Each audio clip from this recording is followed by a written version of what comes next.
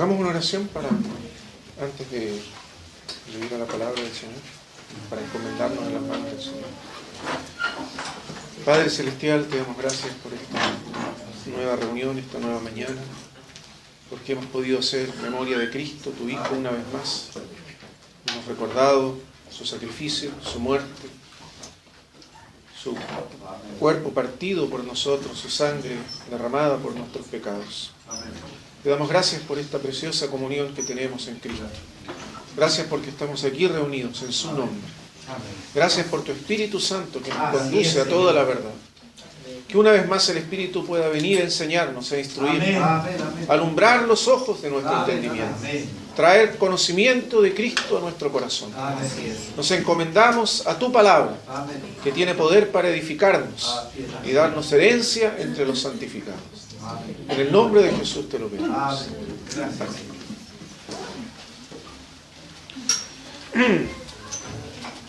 Hemos estado hablando la semana, no la pasada, sino la anterior, acerca del ministerio de la palabra en la iglesia. ¿Cuál es el ministerio que la palabra de Dios realiza en la iglesia?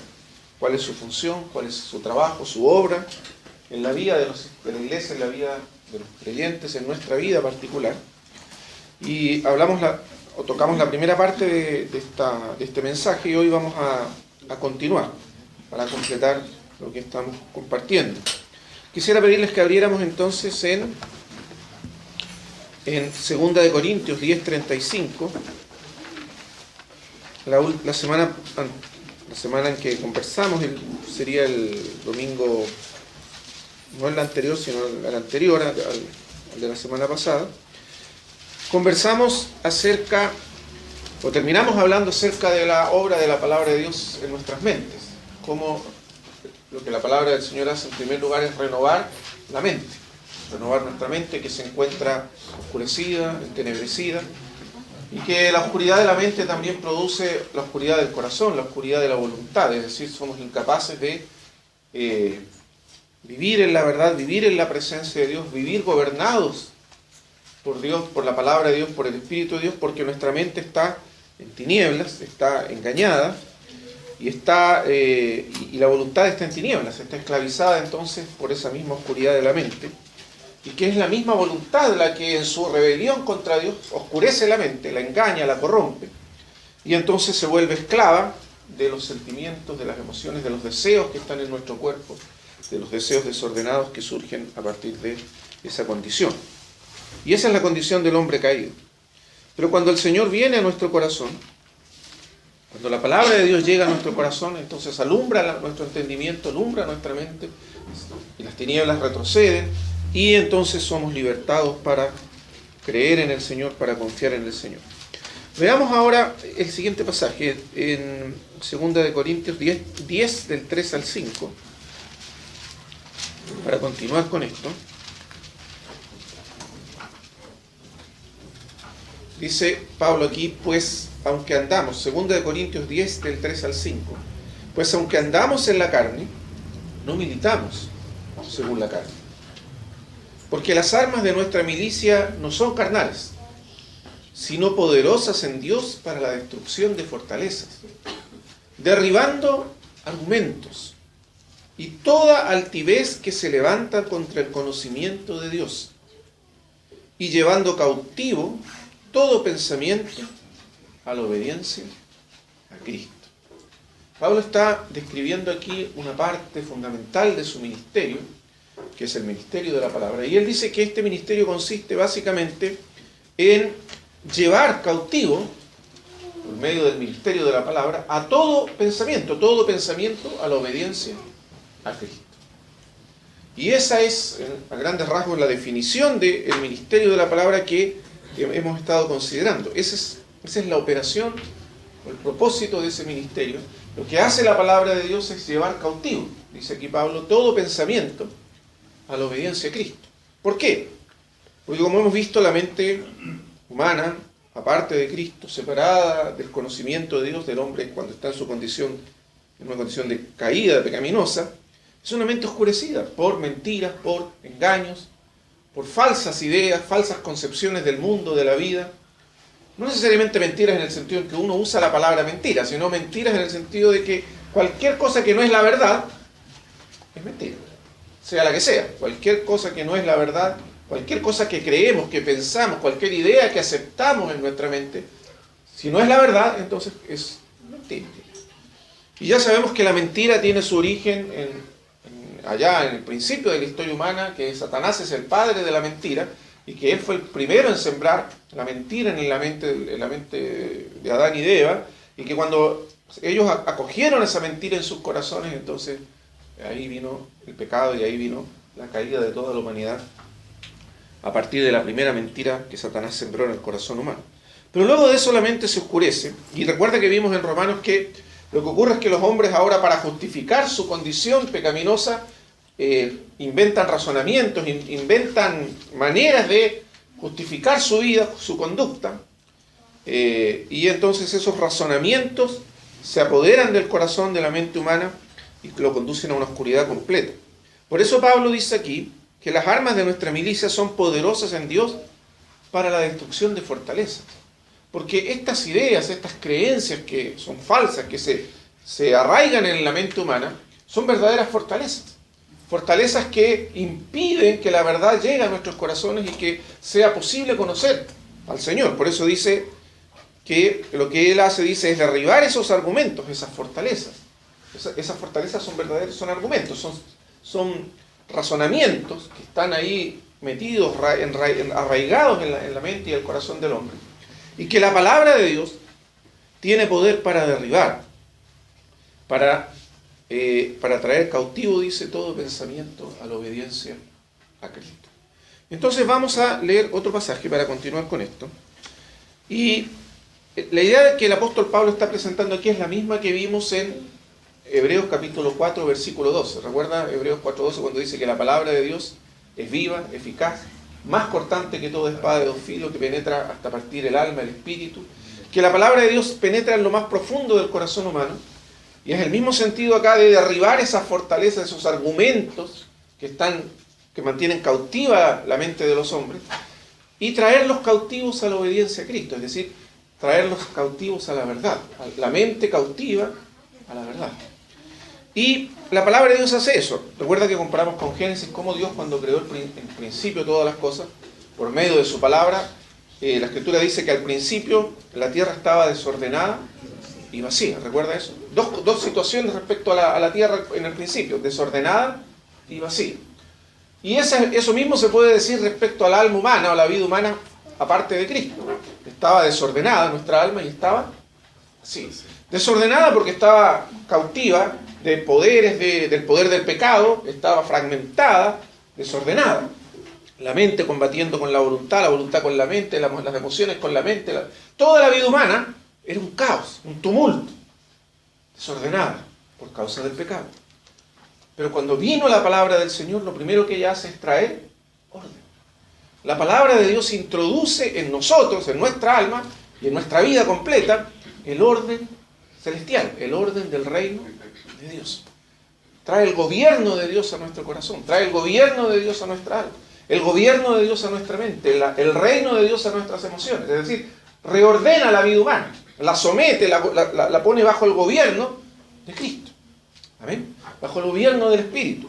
Y por eso dice acá que trae cautivo todo pensamiento, es decir, somete todo pensamiento a la obediencia a Cristo.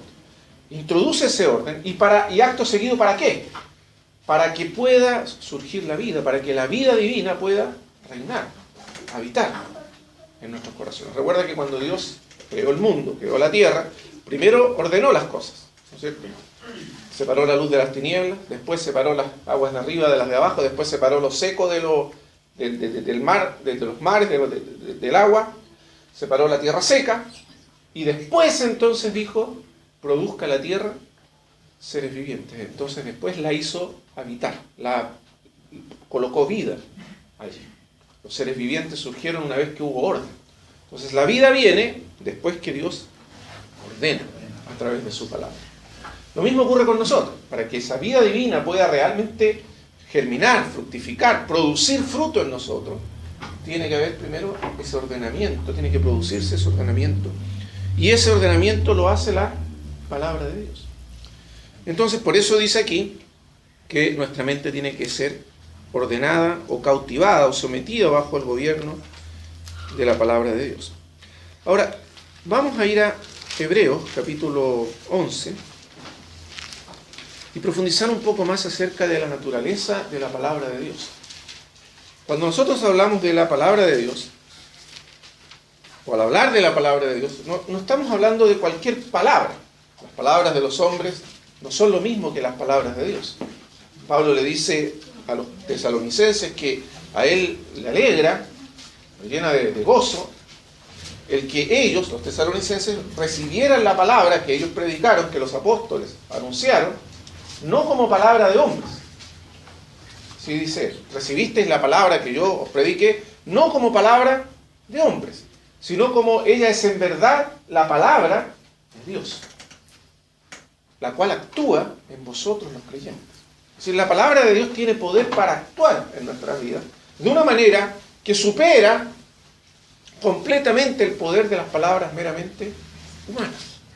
Las palabras de los hombres también tienen cierto poder, y a veces mucho poder.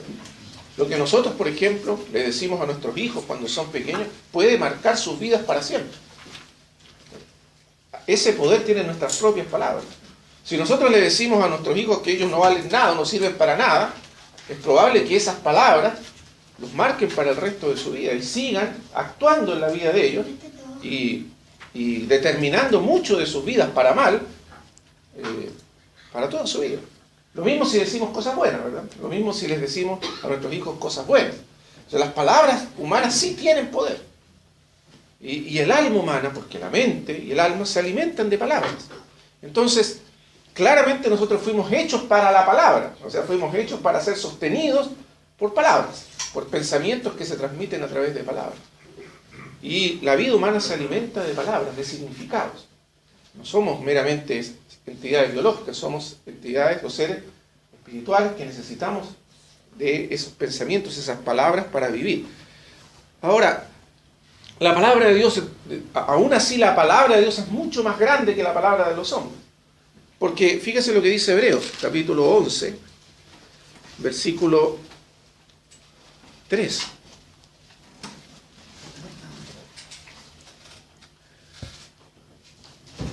Por la fe entendemos haber sido constituido el universo por la palabra de Dios. Fíjese lo que dice aquí, el universo. ¿Qué es el universo? La totalidad de las cosas que existen. Todo lo que existe fue constituido por la palabra de Dios. La palabra de Dios dio existencia, constituyó, trajo a la existencia a la totalidad de las cosas que existen. O sea, la palabra de Dios tiene el poder de crear aquello que expresa. A diferencia de nuestras palabras, que no tienen ese poder, pueden producir cierto efecto en la vida de otras personas. Pero la palabra de Dios tiene el poder de crear aquello que declara. La palabra de Dios crea todo lo que existe. Nosotros existimos por el poder de la palabra de Dios. Nosotros, toda nuestra vida, nuestro cuerpo, por ejemplo, y todos los componentes materiales de nuestro cuerpo están sostenidos, existen, por el poder de la palabra de Dios. Nuestra alma también existe por el poder de la palabra de Dios. En realidad todo existe por el poder de la palabra de Dios. La palabra de Dios es creativa, tiene el poder de crear, de generar, de producir aquello que declara. Dios mismo está presente en su palabra. Además de eso, la palabra de Dios no puede ser separada de Dios. La palabra de Dios, allí donde se declara la palabra, allí está presente el mismo Dios que declara su palabra. La palabra actúa porque ella es la expresión mismo del pensamiento y de la mente de Dios, y actúa con el poder del mismo Dios. Por eso entonces, fíjese lo que dice aquí en Isaías 58. Perdón, no 58, es el 55, Isaías 55, 10 al 11. O vamos a leer desde el 8 en adelante, para tener todo el contexto. Porque mis pensamientos, dice Dios, que habla el Señor, no son vuestros pensamientos, ni vuestros caminos, mis caminos. Porque así como desciende de los cielos la lluvia y la nieve, y no vuelve allá, sino que riega la tierra y la hace germinar,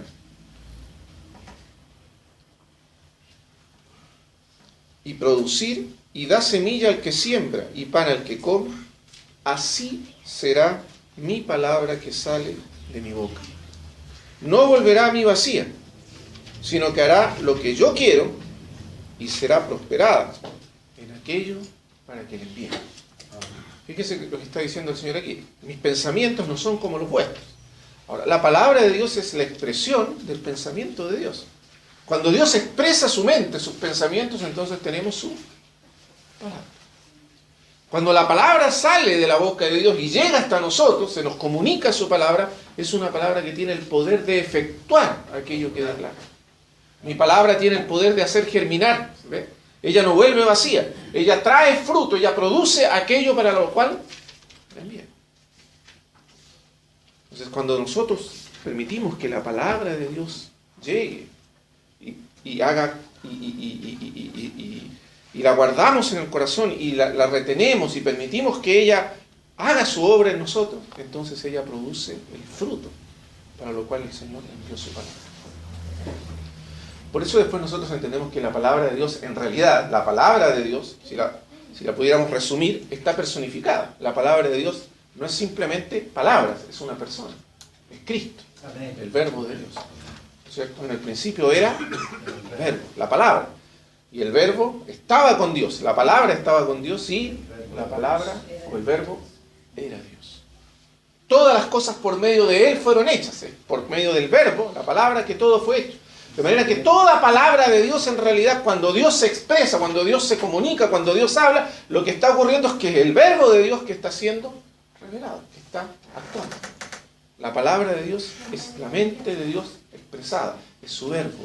Y esa es la misma palabra que se encarnó en Jesucristo. Entonces, la palabra de Dios es inseparable de Dios. Cuando nosotros dejamos que la palabra de Dios viva en nuestro corazón, entonces estamos permitiendo que el mismo Dios, la misma presencia de Dios, activa, operativa, habite en nuestro corazón. Amén. Entonces ese es el secreto para vivir en la presencia de Dios. Es la palabra de Dios. Es a través de la palabra de Dios que somos capacitados para vivir constantemente en la presencia de Dios. Porque al tocar la palabra, tocamos a Dios. Al tocar su palabra, tocamos al mismo Dios. Porque recuerde, Dios se revela a sí mismo a través de su verbo. Y su verbo es su palabra. Y ese es Jesucristo. ¿Amén? Eso debemos retenerlo. Entonces, no es como simplemente, no es lo mismo que las palabras de los hombres. No son lo mismo que nuestras palabras. Las palabras de Dios son vivas, están vivas. Vivas porque están habitadas por la misma presencia y el mismo poder de Dios. Ellas son las que constituyen y crean todas las cosas. Entonces, es por medio de esa palabra que nuestra mente viene a ser renovada. Es por medio de la acción de la palabra de Dios que la mente humana, que nuestra mente es renovada. Y a través de la renovación de la mente, entonces viene la renovación de la vida entera. Es importante, hermanos, entender cuán fundamental es la vida de la mente para la vida humana. En la Escritura usted descubre cuán importante es la vida de la mente para la vida humana completa. Fíjese que el mismo Señor le está diciendo aquí en Isaías a su pueblo: mis pensamientos no son como vuestros pensamientos. El gran problema que tiene la nación de Israel es precisamente ese. Es la gran tragedia de Israel, es que sus pensamientos nunca fueron los pensamientos de Dios. Porque mis pensamientos no son vuestros pensamientos. Pero eso quiere decir que es una tremenda tragedia que el Señor tenga que decirle eso a su pueblo y que tú tenga que decir eso a nosotros también. Que sus pensamientos no son nuestros pensamientos. ¿Pero por qué? ¿Por qué los pensamientos del hombre no son los pensamientos de Dios? Bueno, porque dice, los cielos son más altos que la tierra. Es decir, así como son más altos los cielos que la tierra, así son mis pensamientos más altos que vuestros pensamientos y mis caminos que vuestros caminos. Pero eso se refiere a que, dado que el hombre ha caído, el hombre se ha apartado y se ha envanecido en sus razonamientos y ha dejado fuera el conocimiento de Dios, ha excluido a Dios de su mente y de sus caminos. Es por eso que los pensamientos de Dios son más altos y son que los pensamientos del hombre. Pero el propósito de Dios es que nosotros podamos pensar sus pensamientos y andar en sus caminos. Que conozcamos su mente, sus pensamientos, para que podamos andar en sus caminos. Recuerda entonces cuando leímos en Romanos, ahí en Romanos 12, cuando dice, transformados por medio de la renovación de vuestro entendimiento. ¿Para qué? Para que comprobéis. Comprobar significa conocer por experiencia. Para que comprobéis cuál sea la buena voluntad de Dios. La buena voluntad de Dios se refiere a los caminos de Dios. Es lo mismo que aquí la Escritura llama sus caminos. Cuando usted lee la expresión los caminos de Dios, se refiere a la voluntad de Dios para el hombre. Aquel camino por el cual Él quiere que caminemos. Su voluntad. Pero para conocer sus caminos necesitamos primero conocer sus pensamientos.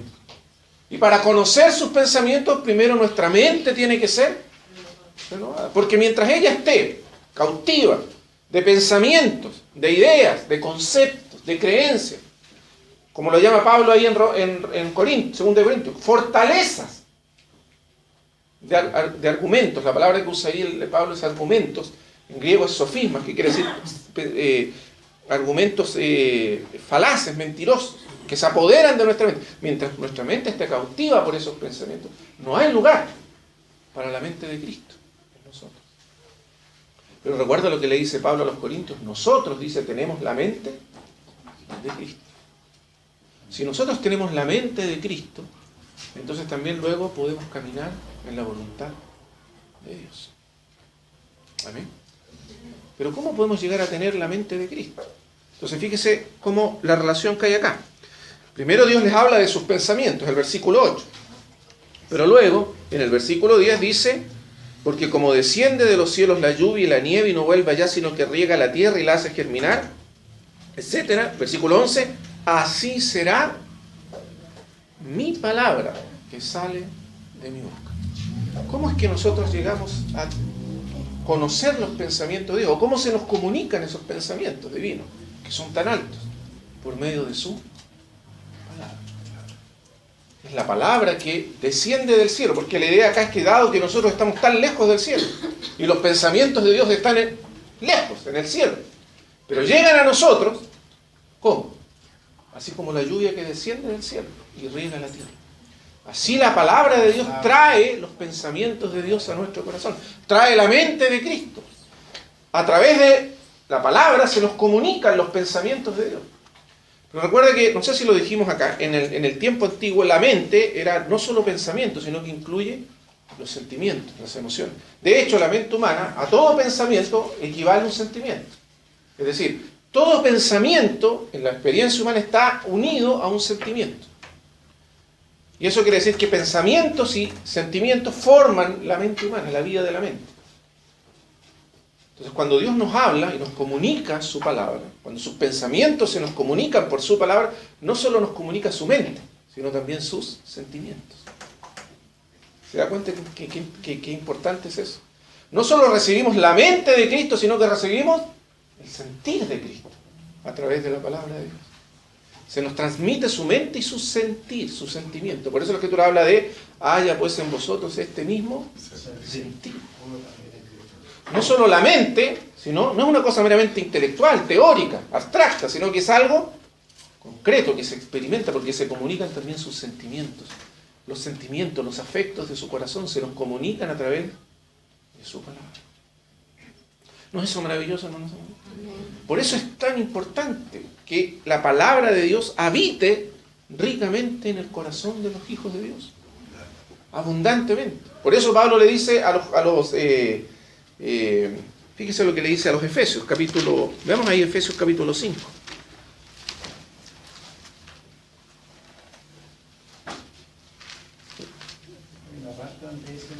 Sí, en realidad Efesios lo dice, pero me parece a mí que Colosenses lo dice con más específicamente. Fíjese.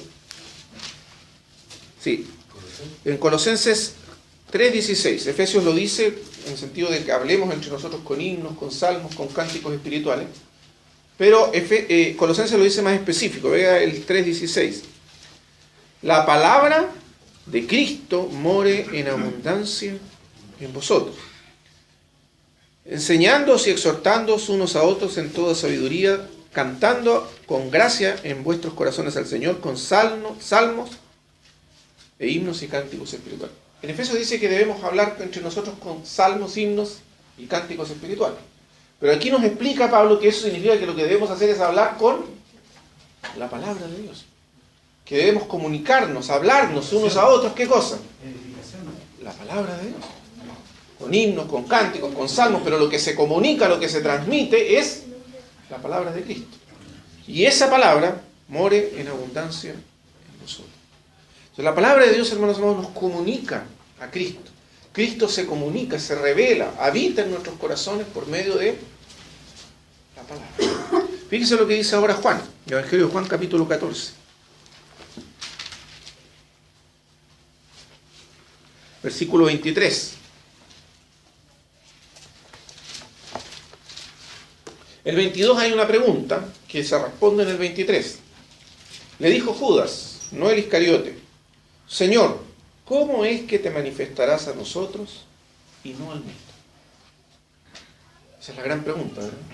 ¿Cómo es que el Señor se revela a nosotros, se da a conocer a nosotros, su iglesia, y no al mundo? Y el Señor le responde. Respondió Jesús y le dijo: el que me ama, mi palabra guardará. Y mi Padre le amará. Y vendremos a él y haremos morada con él. Amén.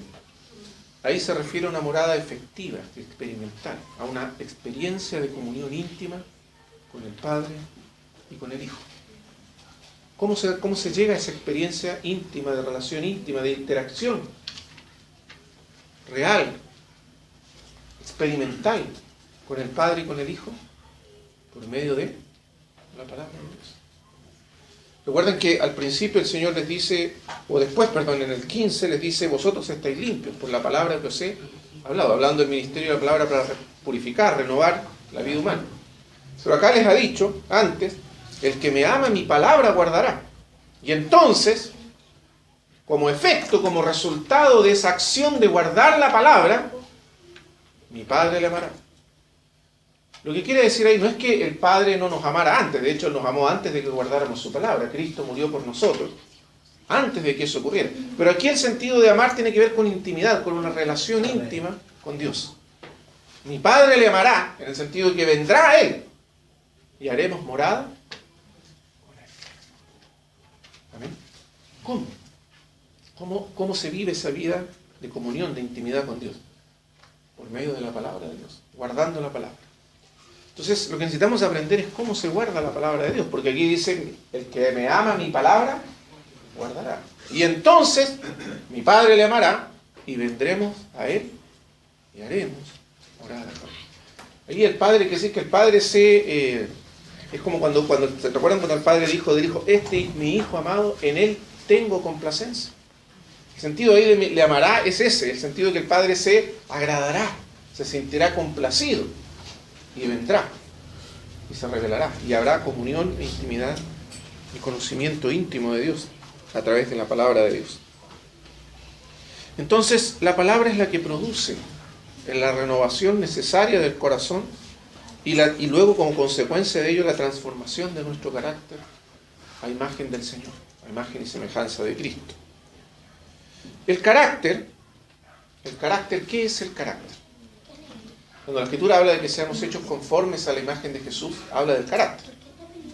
Seamos transformados conformados a su imagen, o transformados, habla principalmente de que el carácter de Cristo sea formado en nosotros. Pero ¿qué es el carácter? ¿Qué es el carácter? ¿Cómo podríamos definir el carácter? El carácter es lo que nosotros somos de manera automática, por decirlo así, cuando estamos en modo automático. Eso es el carácter. Aquello que hacemos, la manera en que reaccionamos o actuamos de manera espontánea, sin estar conscientes de lo que hacemos. Eso es el carácter. Es decir, es lo que somos de manera habitual. Es la suma de nuestros hábitos. Los hábitos son nuestras respuestas automáticas, ¿verdad? Por ejemplo, cuando uno aprende a manejar, y el manejar se convierte en un hábito. Después, cuando usted va por la calle, usted no necesita pensar cuando está manejando en lo que está haciendo, lo hace de manera automática. Eso es carácter. Ahora, si usted lo tiene que pensar, se enreda entero, ¿verdad? No se puede pensar cuando uno maneja, porque eso dice, ahora pasó un cambio. Cuando uno está aprendiendo a manejar, le pasa eso, ¿verdad? Uno trata de manejar con el pensamiento, tratar de decir, ahora hago esto otro, y no resulta. ¿Por qué? Porque no es un hábito, y la gran parte de la vida humana está constituida por muchos hábitos. Ahora, Dios nos diseñó así. Él nos hizo para que actuemos fundamentalmente o nos conduzcamos en base a hábitos adquiridos, ya sea en la mente, ya sea en la voluntad, en las emociones o en el mismo cuerpo. Gran parte de nuestro carácter tiene que ver con cómo ha sido entrenado, habituado nuestro cuerpo a actuar, a responder. Ahora, eso es súper importante porque es como la Escritura nos enseña cómo actúa el pecado y cómo actúa la gracia en la vida humana. Por ejemplo, Pablo en el capítulo 7 de Romanos habla de cómo actúa el pecado en nosotros. Él dice, yo en mi mente tengo claro cuál es la voluntad de Dios. Pero veo en mis miembros, en mi cuerpo, otra ley que se rebela contra la ley de mi mente y me lleva cautivo a la ley del pecado que está en mis miembros. Fíjese, la misma expresión que cuando habla de llevar cautivo todo pensamiento a la obediencia a Cristo. Estoy cautivo, quiere decir que me lleva cautivo. Es que, aunque en mi mente yo sé lo que quiero, o sea, quiero la voluntad de Dios, quiero hacer lo que la palabra o la ley de Dios dice, pero veo que en mi cuerpo hay otra manera de actuar, otra manera de responder. Esa manera de responder automática que está en mi cuerpo es lo que refleja que el pecado mora en mí, o es el efecto del pecado que mora en mí. Pero ¿cómo mora el pecado en mi cuerpo? Son hábitos pecaminosos, costumbres, maneras automáticas de reaccionar en diferentes circunstancias. Esa suma de nuestros hábitos es nuestro carácter. Y el pecado está entonces en los hábitos de la mente y en los hábitos del cuerpo. Ahí habita el pecado. Son esos hábitos pecaminosos que están en la mente y están en el cuerpo. Ahora, fíjese usted que aunque los hábitos son muy difíciles de gobernar, casi incontrolables, no por eso no se pueden cambiar. Pero usted no puede cambiar un hábito de manera directa. Es imposible que usted luche contra un hábito y lo cambie. Los hábitos de la mente, los hábitos de los sentimientos habituales, los pensamientos habituales, los hábitos del cuerpo, no se pueden cambiar luchando contra ellos.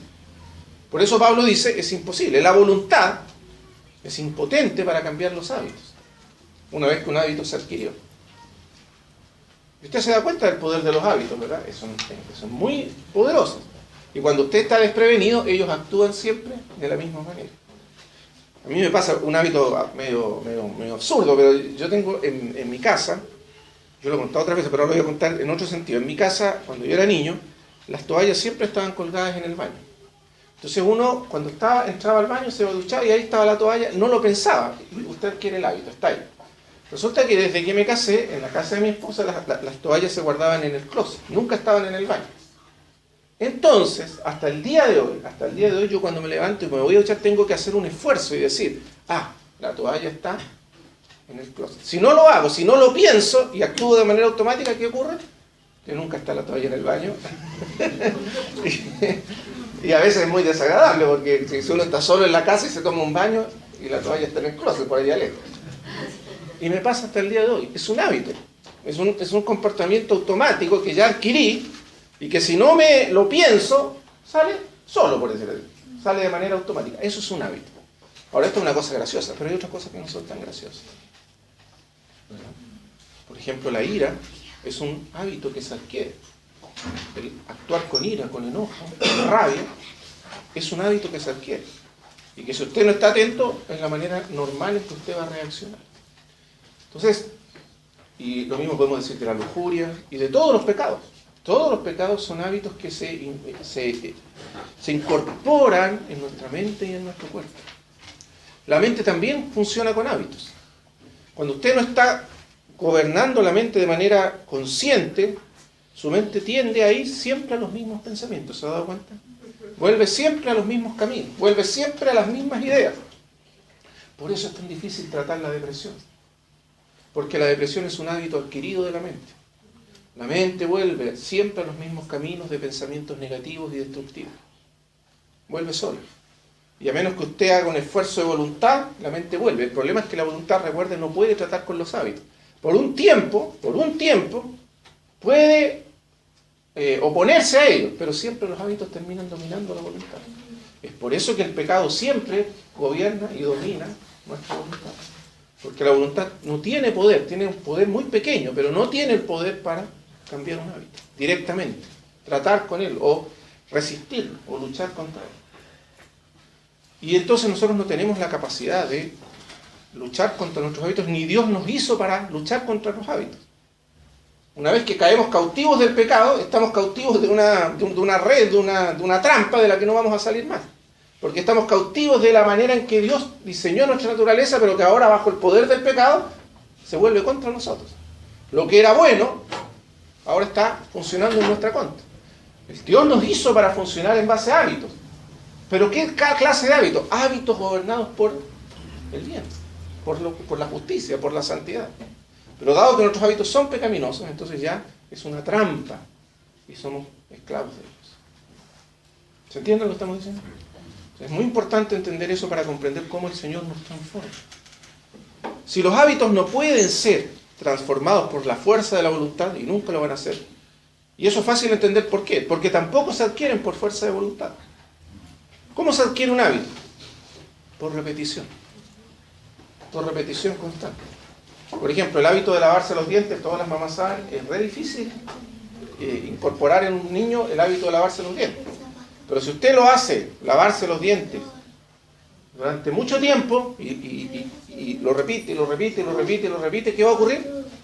Llegará un momento en que se convierte en un hábito, es decir, lo que nos pasa a todos los adultos, que nos incorporaron, nos metieron en ese hábito, es que cuando ya uno ya es grande, ya no puede dejar de lavarse los dientes porque se siente incómodo, siente que le falta algo, siente que tiene que lavárselos, ¿no es así? Un hábito.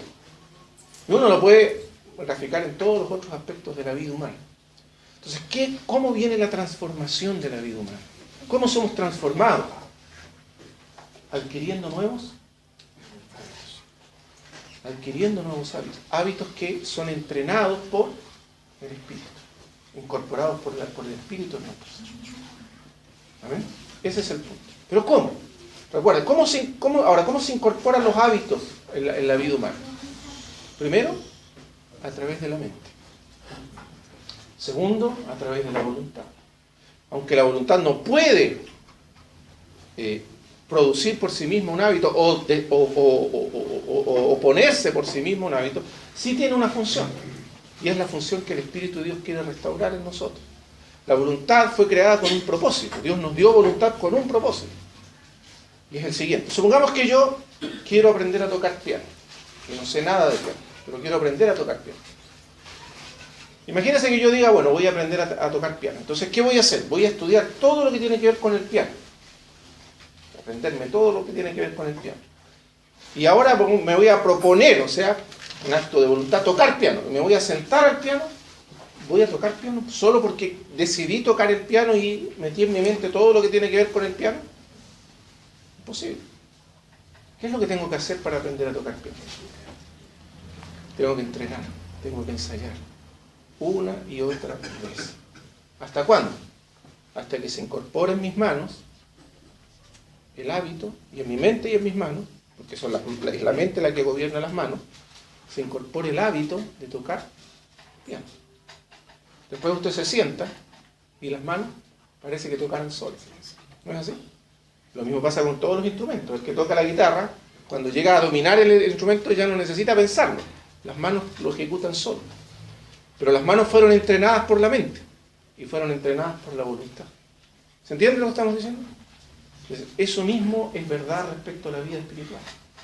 Porque dado que Dios nos hizo así, Dios siempre va a tratar con nosotros en función de la manera en que Él nos creó, la manera en que Él nos diseñó.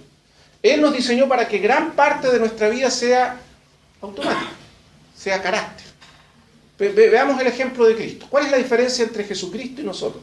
¿Por qué Jesucristo era como era y era tan diferente a nosotros en todas las circunstancias de la vida? Vamos a leer algunos pasajes que nos van a ayudar a entender esto que estamos hablando. Segunda de Timoteo 3, 14 al 17.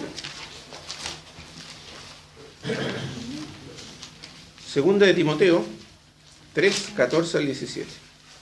Pero tú persistes en lo que has aprendido, le dice Pablo a Timoteo, y te persuadiste, sabiendo de quién has aprendido, y que desde la niñez has sabido las sagradas escrituras, las cuales te pueden hacer sabio para la salvación que es en Cristo Jesús. Aquí la salvación de la que habla Pablo no es la salvación en el sentido del perdón de los pecados o la regeneración o el nuevo nacimiento.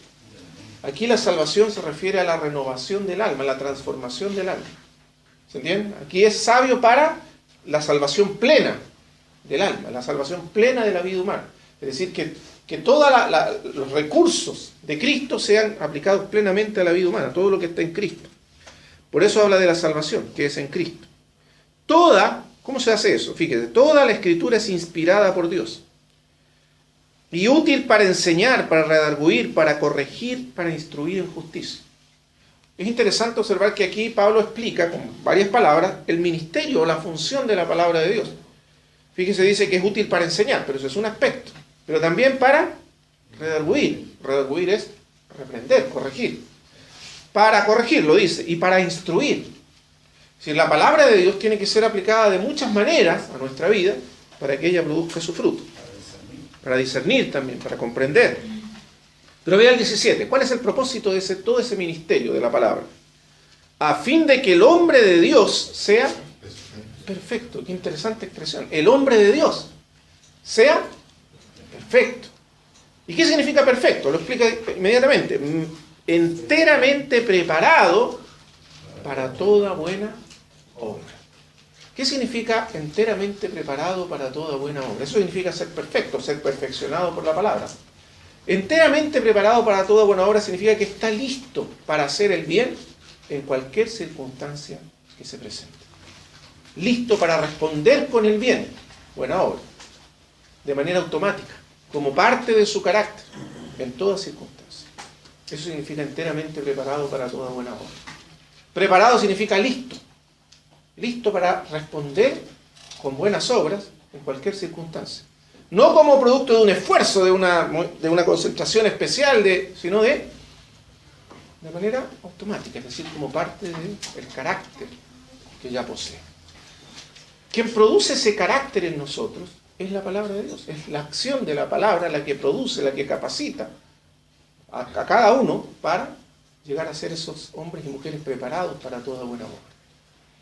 Para responder con el bien en el trabajo, en la casa, en la familia, en la calle, en la iglesia, en todas circunstancias, responder como lo haría Jesucristo. Hace años atrás había un libro que fue un bestseller en el mundo cristiano que se llamaba ¿Qué haría Jesús? En realidad se llamaba ¿Qué haría Jesús? Y se tradujo al español como En sus pasos. Y es una novela, es una historia de ficción que en el fondo se trata de que en una iglesia un pastor desafía a la iglesia a pensar lo siguiente, que en toda situación de la vida, sea en la casa, en la familia, en la calle, en el trabajo, en la iglesia misma, cada uno antes de actuar, antes de hacer algo, se preguntara ¿qué haría Jesús en mi lugar? Entonces las personas, los hermanos empiezan a hacer este ejercicio de preguntarse antes de hacer nada, ¿qué haría Jesús en mi lugar? Y entonces en el libro, porque es una novela, no es una historia real, se produce una especie de gran avivamiento en la iglesia porque los hermanos empiezan a conducirse como se conduciría Jesús. Ahora, el libro es interesante y la idea es atrayente, pero a mí me parece que tiene un defecto. Que para responder como respondería Jesús es demasiado tarde si en el momento uno tiene que preguntarse qué haría Jesús. Ya es demasiado tarde. Si la vida y el carácter de Cristo no están en nosotros, por más que nos preguntemos, ya es demasiado tarde, porque la mayoría de las veces ni siquiera tenemos tiempo para preguntarnos qué haría Jesús en mi lugar. Reaccionamos automáticamente. ¿No es así? O sea, a menos que el carácter de Cristo esté incorporado en nosotros, nunca podremos reaccionar como Él reacciona o actuar como Él actúa, preguntándonos simplemente o parándonos a pensar. Porque, por ejemplo, supongamos que usted va por la calle, a veces uno va en el auto, y alguien hace una maniobra equivocada en el auto y se la atraviesa, y usted ya no hay tiempo para pensar, ¿qué haría Jesús en esta situación? Usted ya reaccionó mal, ya se enojó, ya le dijo unas cuantas palabras y después se dice, chute, esto no es lo que haría Jesús. Pero ya es demasiado tarde. ¿No es verdad? Bueno, ese es el problema, porque a menos que sea parte de nuestro carácter, a menos que esté incorporado en nosotros el carácter de Cristo, nunca reaccionaremos como Él. Entonces, cuando uno observa a Jesús, uno se da cuenta que Él era así de manera espontánea, no es que Él estuviera pensando qué voy a hacer en el siguiente paso. Porque recuerda, la vida humana no fue hecha para ser vivida de esa manera. Es muy agotador, es imposible para nosotros vivir pensando pensando cada paso, cada acción que vamos a hacer. No se puede. Sino que gran parte de nuestra vida está organizada como hábitos de carácter. Y así es como responder. El problema son los hábitos. Entonces recuerden, los hábitos los adquirimos por entrenarnos demasiado tiempo haciendo el mal. Nacimos todos en una sociedad, en un mundo dominado por el pecado. Y desde niños hemos estado entregados nuestros miembros, miren lo que dice Pablo, hemos puesto nuestros miembros al servicio del pecado. Hemos puesto nuestros ojos al servicio del pecado, nuestra lengua al servicio del pecado, nuestra mente al servicio del pecado, nuestras manos y nuestros pies al servicio del pecado.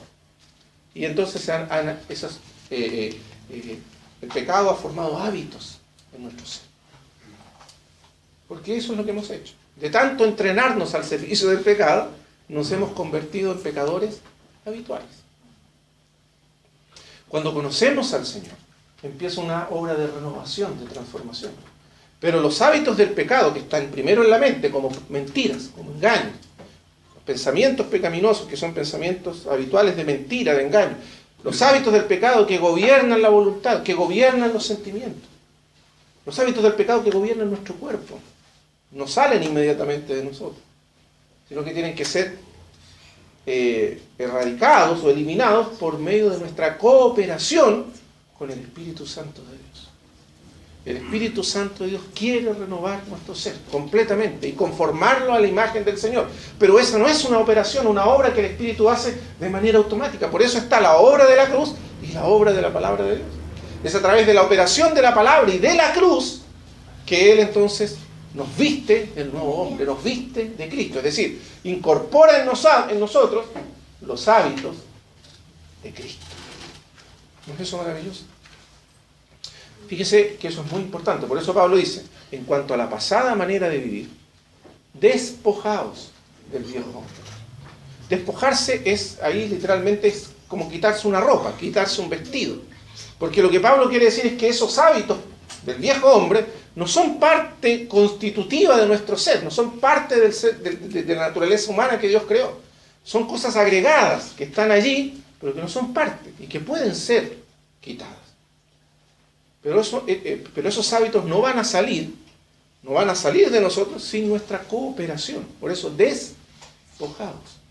Es algo que nosotros tenemos que hacer. No solos, no con nuestra fuerza, no con nuestra capacidad, porque nunca lo podríamos, sino con el socorro de la gracia, del Espíritu y de la palabra de Dios. Pero tenemos que cooperar con el Espíritu para que esa obra sea hecha en nosotros. Amén. Por eso la santificación es una obra que Dios hace con nosotros, que el Espíritu hace con nuestra cooperación. Sí. Hay algo que de repente, en el caso mío, cuando yo conocí recién al Señor, eso pasó en forma automática. O sea, ya no había pecado, no había nada. Nada. O sea, sucedió de un momento a otro. Un cambio. Ya no hubo nada. Pero después se establece como una lucha de nuevo. Como que vuelve eso como a reaparecer. Es lo que porque cuando nosotros creemos ocurre una regeneración. Recibimos la vida de Cristo, nuestra voluntad es liberada, el Espíritu de Dios viene a morar en nosotros, entonces produce un cambio, que en el fondo ese cambio tiene que ver con que nos liberta de la esclavitud del pecado y nos pone bajo el gobierno del Espíritu. Pero los hábitos del pecado siguen en nuestro cuerpo, siguen en nuestra mente y al poco tiempo aparecen de nuevo y reclaman, por decir así, su lugar, ¿no es cierto? Reclaman su espacio nuevamente, vuelven a nosotros. Y eso es normal en la vida humana. Cuando nosotros somos visitados por la gracia de Dios de una manera especial, sentimos que somos liberados del poder del pecado, pero con el tiempo parece que esos hábitos vuelven, porque son hábitos. Y algunos de esos hábitos pecaminosos, hasta que el Señor venga, dado que están en el cuerpo, no van a ser quitados hasta el final, hasta que recibamos un cuerpo de gloria, un cuerpo de resurrección. Entonces, es una batalla que va a durar toda la vida, pero eso no significa que tenemos que ser esclavos de ellos. Sí debemos saber que están allí y que siempre van a intentar gobernarnos, apropiarse de nuestra voluntad, apropiarse de nuestra mente, y que si no somos cuidadosos de ellos, vuelven. Por ejemplo, algunos consejos respecto a esto. Cuando nosotros estamos muy cansados físicamente, cuando hemos trabajado mucho y estamos físicamente, y especialmente cuando estamos cansados mentalmente, somos mucho más propensos a ser nuevamente cautivados por los hábitos pecaminosos del cuerpo. Piensa un momento. Las personas caen en pecado cuando están débiles en su mente. Es el momento que Satanás elige para tentarnos. Porque él sabe que cuando estamos mentalmente y físicamente débiles, somos más propensos a los hábitos pecaminosos que están en nosotros, la concupiscencia que está en nosotros, dice Pedro. Somos más propensos. Es por eso que los creyentes debemos ser muy cuidadosos respecto al descanso de nuestra mente. A no trabajar y cansar nuestra mente al punto en que nos hagamos vulnerables. Uno como pastor, ya a lo largo de tantos años de conversar con hermanos, uno va descubriendo un patrón. Los hermanos que se cansan mentalmente y no se renuevan y no toman descanso, se vuelven vulnerables. Y usted mismo lo puede descubrir en su vida. Cuando usted está muy cansado, usted se hace vulnerable. ¿No es verdad? Parece que esos hábitos pecaminosos que se habían ido, vuelven. Hay hermanos que han tenido problemas con la bebida, por ejemplo, con el alcohol. Y pasan muchos años sin tener problemas, pero llega un momento en que viven una situación de estrés, de agotamiento, y parece que la tentación vuelve con mucha más fuerza que antes. Por eso es súper importante aprender a administrar nuestra vida en las manos del Señor. Satanás es astuto. Él sabe cómo tentarnos, sabe cómo ponernos en una situación de tentación y de pecado. Y una de las maneras que él usa es cansarnos, es agotarnos. Piense que el Señor Jesucristo era súper cuidadoso con eso. Él mismo, si uno lee con atención la Escritura, después de que los apóstoles habían trabajado en el Señor por un tiempo, lo habían servido, Él los llevaba a un lugar aparte a descansar. El Señor sabía cuán importante es el descanso para la vida humana. Recuerda que en el orden de Dios para la vida humana, Dios estableció 6 días para trabajar y 1 para descansar. Bueno, ese es un pequeño detalle, pero lo digo a propósito de que debemos aprender a comprender cómo es que el pecado habita en nosotros y cómo es vencido por el poder del Espíritu. Entonces, hermanos amados, para crear esos nuevos hábitos, nosotros no somos capaces de crear nuevos hábitos espirituales en nosotros. Pero si miramos la vida de Cristo, vamos a descubrir cómo el Espíritu de Dios hace ese trabajo en nosotros. El crear nuevos hábitos espirituales, el carácter de Cristo en nosotros, es una obra del Espíritu Santo. Es algo que el Espíritu hace en nosotros y por nosotros, pero lo hace con nuestra voluntaria cooperación. Tenemos que cooperar con Él.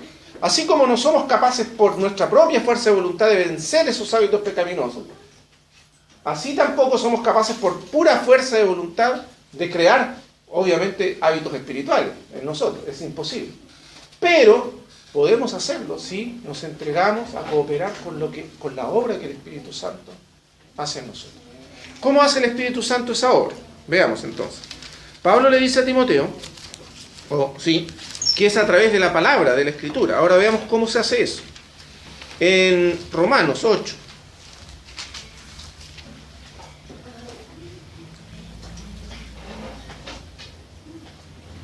Dice el 8.1. Ahora pues ninguna condenación hay para los que están en Cristo Jesús, los que no andan conforme a la carne, sino conforme al Espíritu. Porque la ley del Espíritu de vida en Cristo Jesús me ha librado de la ley del pecado y de la muerte. Esa ley del pecado son hábitos pecaminosos, pero el Espíritu de Dios tiene la mente, tiene los sentimientos, tiene los hábitos de Cristo. En el Espíritu de Dios está toda la vida de Cristo a nuestra disposición. Recuerde eso, estar en el Espíritu. Entonces vea lo que dice ahora, el versículo 4. Para que la justicia de la ley se cumpliese en nosotros, que no andamos conforme a la carne, sino conforme al Espíritu. Porque los que son de la carne piensan en las cosas de la carne, pero los que son del Espíritu en las cosas del Espíritu. Porque el ocuparse de la carne es muerte, pero el ocuparse del Espíritu es vida y paz. Entonces, lo que dice Pablo aquí, lo que quiere decir aquí es que, fíjese el versículo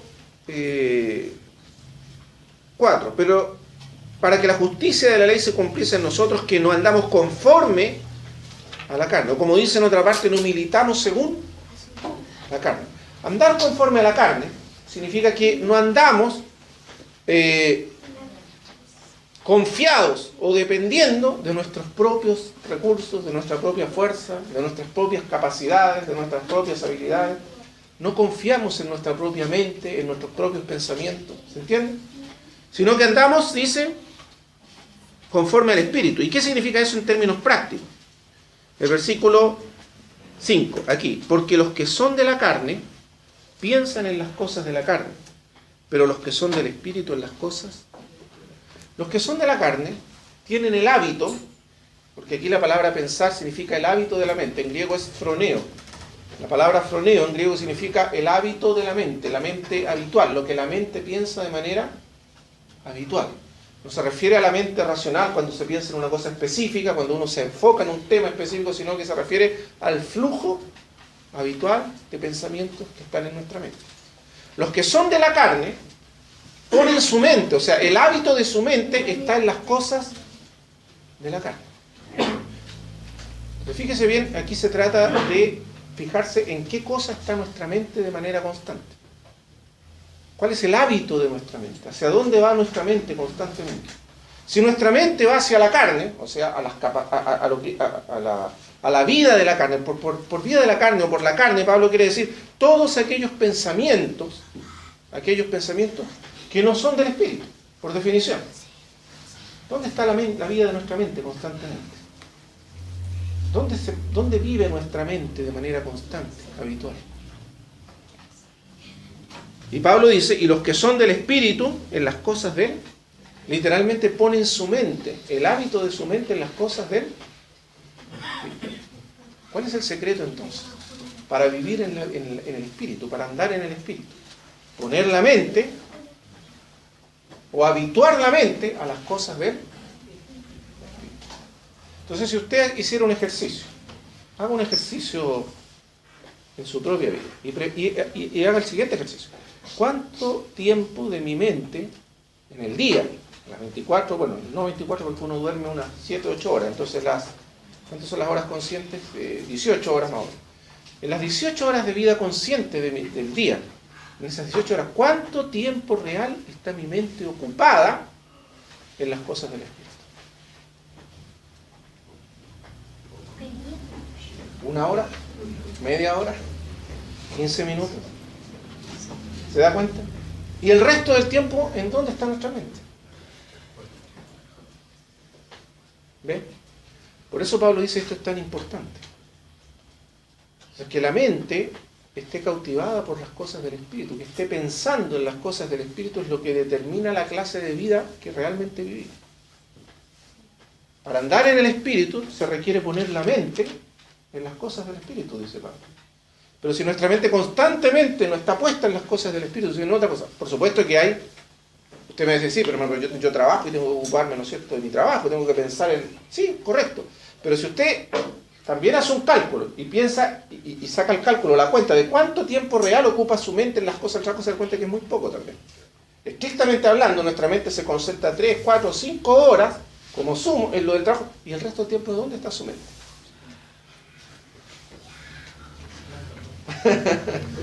Está vagando. El tema es que la mente no vaga así al azar. La mente siempre vaga por los mismos caminos. Siempre vuelve a los mismos caminos y siempre recorre los mismos caminos. Los hábitos de la mente. ¿Se entiende? Yo leí una parte de la escritura, nunca me recuerdo los párrafos, pero me quedan igual en la mente. Se lee una parte que estaba, parece que era María, y Jesús llegaba a su casa y tenía como muchas cosas que hacer. Le dice que Jesús no te preocupa que yo esté haciendo todas las cosas solas y que mi hermano no vaya. Y es como ahí, Afanada y turbada está tiene por muchas muchas cosas que pensar y justamente la hermana se llevó la mejor parte. Es un muy buen ejemplo, porque normalmente nosotros somos como Marta, afanados y turbados con muchas cosas. Y hay una sola que es necesaria. ¿Y qué hacía María? Se sentó a los pies de Jesús y oía su palabra. Entonces ahí está la clave. ¿Cómo se pone la mente en las cosas del Espíritu? ¿Cuáles son las cosas del Espíritu? Solo hay una manera de poner la mente en las cosas del Espíritu, a través de la palabra de Dios. Porque las cosas del Espíritu se nos revelan a través de la palabra de Dios. La mente de Cristo se nos da a conocer a través de la palabra de Dios. Entonces, aquí se trata de entrenar la mente con ayuda del Espíritu para que la mente se habitúe a pensar de manera constante en la palabra de Dios y a ver las cosas desde el punto de vista de la palabra de Dios. Yo sé que la mayoría de nosotros no hacemos este ejercicio, pero yo le voy a pedir que usted empiece a hacer este ejercicio. Cuando usted haga algo que usted sabe que es un hábito pecaminoso en su vida, trate de pensar cómo fue que ese hábito, o de darse cuenta, o decir en qué momento se activó ese hábito. Haga ese ejercicio. No es fácil porque la mayoría de nosotros no estamos acostumbrados a hacerlo. Pero si usted lo hace, se va a dar cuenta que siempre surge cuando primero viene un pensamiento. Usted pensó algo, no se dio ni cuenta que lo pensó, porque la mayoría de los pensamientos no nos damos cuenta que los pensamos.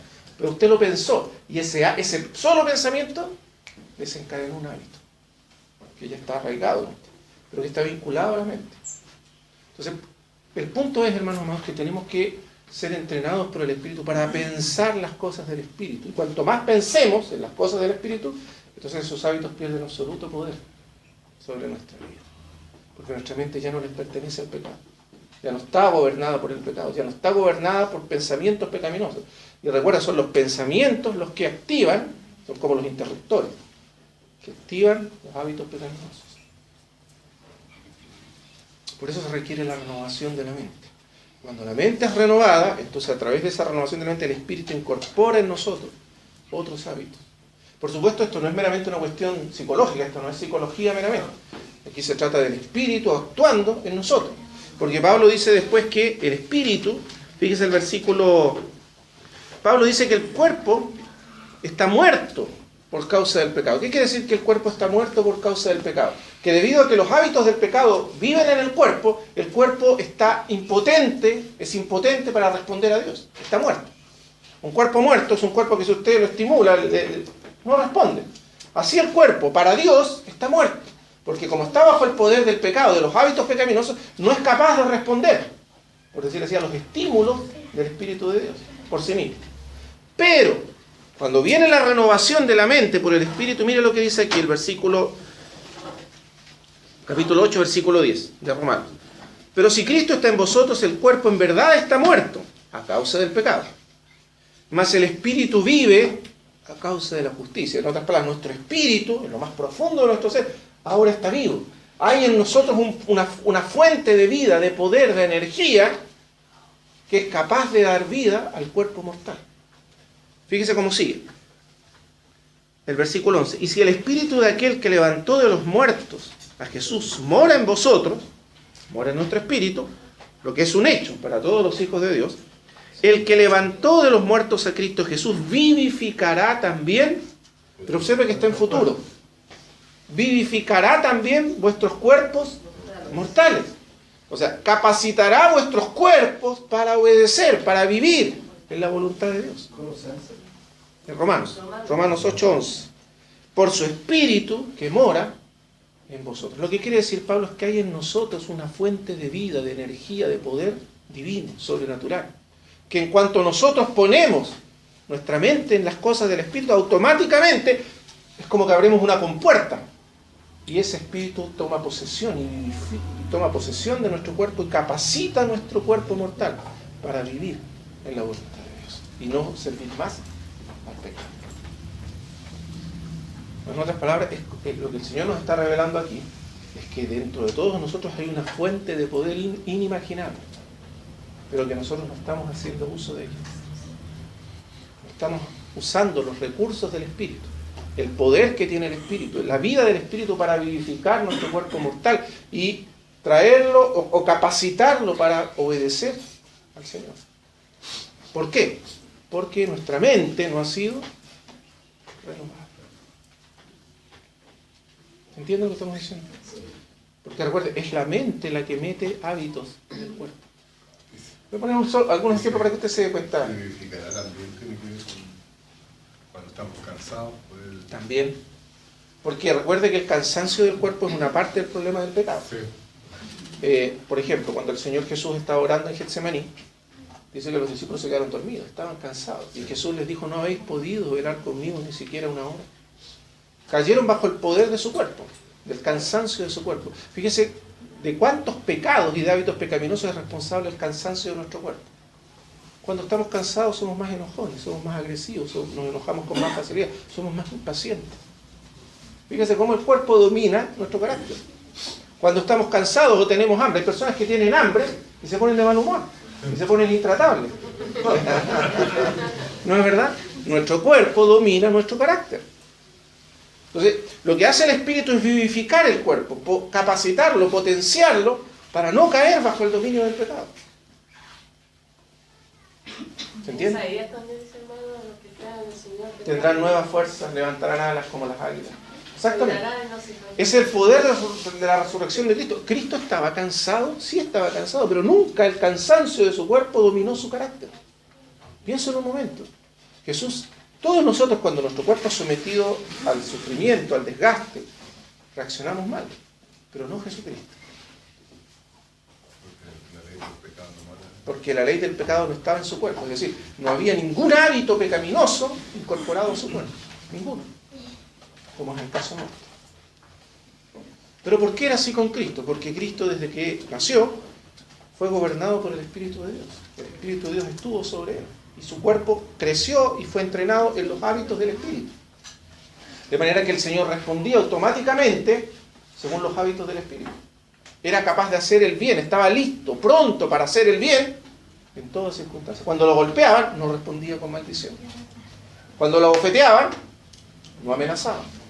¿Cómo hacemos nosotros? Todo lo contrario. Cuando nos golpean, golpeamos de vuelta. Cuando nos amenazan, amenazamos de vuelta, porque eso es automático.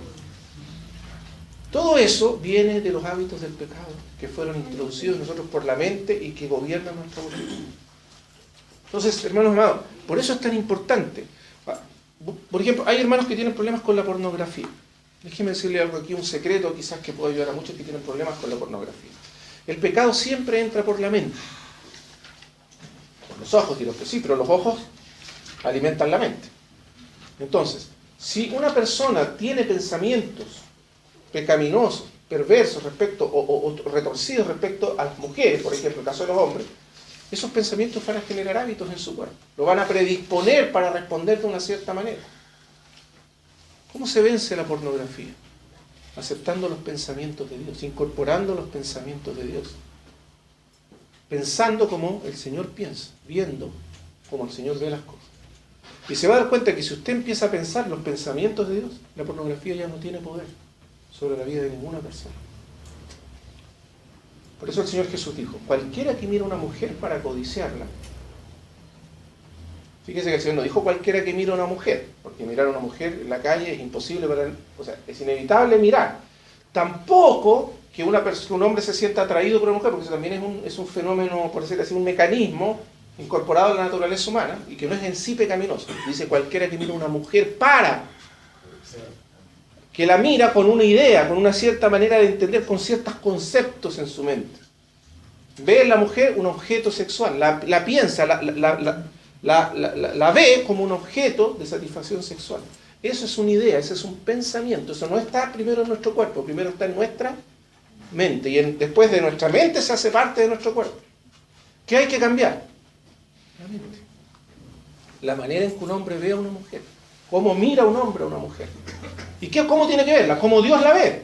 Como una hija de Dios. Como una persona, como una criatura, por decir así, de valor eterno. Que será eterna. No meramente como un cuerpo físico. Cuando se empieza a cambiar la mente, usted se da cuenta que lentamente la pornografía pierde poder. Porque todo nació aquí, en la mente. Pero para Pero para ser libres tiene que convertirse en un hábito. Es decir, mi mente tiene que aprender a pensar de manera habitual, automática, con los pensamientos de Dios. No solo respecto a las mujeres en el caso de la pornografía, con respecto a todo. Jesús enseñó, por ejemplo, que la ira tiene su origen en el desprecio. Cuando uno se enoja con otro, en el fondo lo que quiere hacer es herirlo, dañarlo, aunque no lo haga, pero la ira siempre tiene el propósito de dañar, de herir al otro. Es por eso que la ira es tan hiriente. O sea, cuando uno siente que alguien se enoja con uno se siente inmediatamente herido. ¿Por qué? Porque la ira siempre tiene el impulso de dañar, de herir, aunque uno no lo haga. Pero ¿de dónde viene ese impulso? Originalmente, porque también tiene un sentido de parte de Dios, la ira en sí misma no es pecado, pero se convierte fácilmente en pecado. Jesús se airaba, pero no pecaba. Bueno, se enojó pocas veces, pero se enojó. Y cuando se enojó, no pecó. Pero nosotros nos enojamos y pecamos al tiro. Pasamos de la ira al pecado rápidamente. ¿Por qué? El desprecio. El desprecio significa que miramos al otro como algo inferior. Aprendemos a mirar al otro, a pensar de los otros como algo inferior. Desprecio. ¿Se ha dado cuenta que todos los garabatos, las malas palabras, tienen como fin rebajar al otro? Rebajarlo en su estatus delante de mí. Porque es la única manera de dañarlo. Yo para dañar a otro, primero tengo que rebajarlo. Si no, no lo puedo dañar. Entonces eso es un hábito de la mente. Cuando yo pienso, fíjese otra vez, cuando yo pienso que estoy amenazado, mi cuerpo, si yo pienso que, por ejemplo, Alfonso es una amenaza, lo pienso, automáticamente mi cuerpo reacciona para defenderse de esa amenaza. ¿No es así? Pero si yo pienso habitualmente que las personas son una amenaza, mi cuerpo va a estar constantemente en posición de defensa y de ataque. De manera que, si alguien me hace algo, yo automáticamente voy a responder. Mi cuerpo está entrenado para dañar, pero por... Entonces, hermanos, por eso dice la Escritura, todo lo bueno, por lo demás, hermanos, dice Pablo, todo lo bueno, todo lo justo, todo lo noble, si hay virtud alguna, si hay cosa digna de alabanza, en esto, piense lo bueno. Fíjese que si nosotros hiciéramos el ejercicio, por eso la Escritura dice que no debemos maldecir, sino bendecir. Porque maldecir es pensar lo malo de otro. Y la Escritura dice que debemos aprender a pensar lo bueno. Si aprendemos a pensar lo bueno respecto de todo, de las circunstancias, de la vida, de todo lo que nos ocurre, el Dios de paz estará con nosotros. Estará presente, realmente presente, allí, con nosotros. Amén. Entonces esto es como un interruptor. Es la mente la que abre el camino para la vida divina. Fíjese usted, otro ejercicio, porque a veces nosotros los creyentes como que no reflexionamos mucho en nuestra experiencia cristiana, pero reflexiona un momento. Cuando usted piensa en la palabra de Dios, ¿qué le ocurre automáticamente? ¿Qué siente automáticamente cuando usted pone su mente en la palabra, cuando reflexiona en ella? No es que automáticamente usted siente la vida divina y la presencia divina en su vida.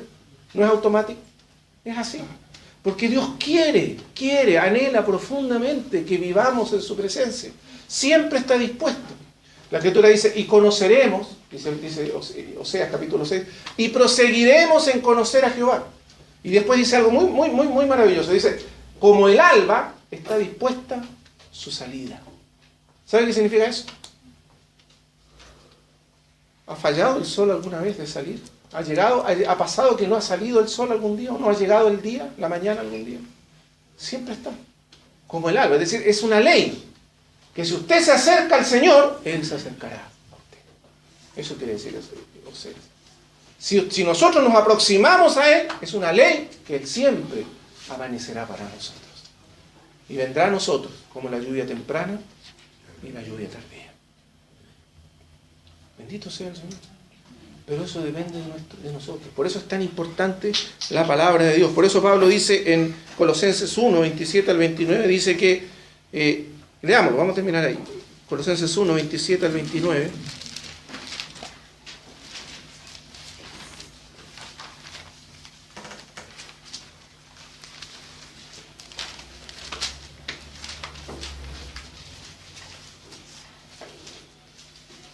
Dice, a quienes Dios quiso dar a conocer las riquezas de la gloria de este misterio entre los gentiles. ¿Cuál es ese misterio?